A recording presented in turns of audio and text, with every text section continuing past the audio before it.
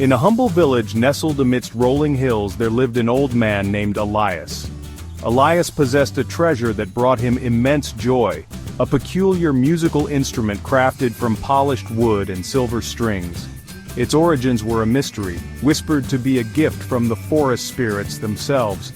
Each note that flowed from its strings resonated with a magic that captivated all who heard it. Elias played his instrument every day, his heart pouring into every melody. The townspeople would gather around him, their faces etched with awe and delight. Children would dance, their laughter echoing through the square. The elderly would tap their feet, their spirits lifted by the music's enchantment. Elias's music was the heart of the village, a source of unity and joy. As the sun began to set, casting long shadows across the village, Elias would conclude his performance. The townspeople would disperse, their hearts filled with a warmth that lingered long after the last note had faded. Life in the village was simple, yet it was enriched by the extraordinary gift of Elias and his magical instrument. Word of Elias's captivating music reached the ears of the king. This king, known for his opulent lifestyle and insatiable desire for possessions, was intrigued. He desired to possess anything that sparked envy in his heart, believing it rightfully belonged in his palace. He summoned Elias to the castle, eager to experience the famed music firsthand.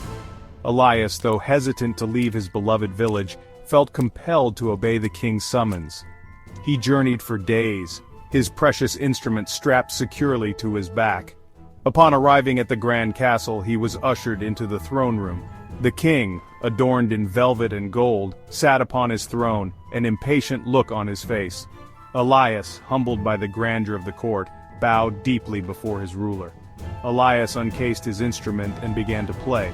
The music, as pure and enchanting as ever, filled the vast hall. Yet something was different. The courtiers, accustomed to the king's boisterous entertainment, seemed unmoved. The king himself sat stony-faced, his eyes narrowed, a flicker of something dark playing within them. When the music ended, silence hung heavy in the air. The king, his face a mask of displeasure, rose from his throne. He approached Elias, his steps echoing on the marble floor.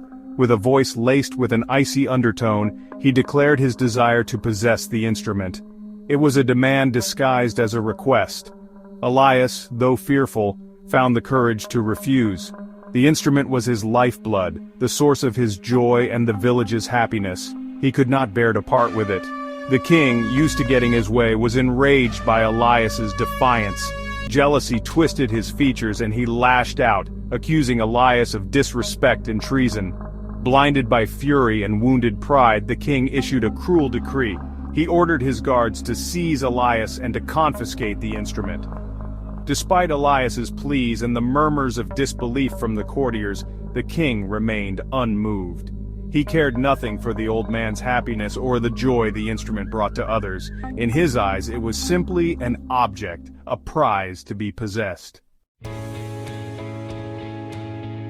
Elias, heartbroken and despairing, was dragged away from his beloved instrument. The king, triumphant but cold, dismissed the court. He retired to his chambers, eager to experience the pleasure of owning the coveted instrument. Yet when he reached for it, a chill ran down his spine. The instrument seemed to vibrate with a sorrow that was palpable. That night, a haunting melody echoed through the castle, weaving its way through the silent corridors and into the king's chambers. It was Elias's instrument, but the music was different. Gone were the joyful tunes that had captivated the villagers.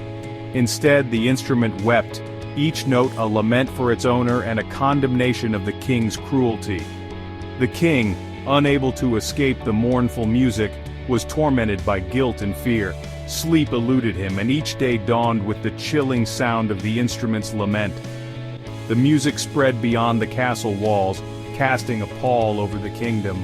The king, once envied for his wealth and power, was now feared and despised, his cruelty exposed by the sorrowful melodies that haunted his waking hours.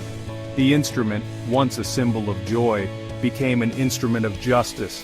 its music a constant reminder of the consequences of envy and the enduring power of a simple truth.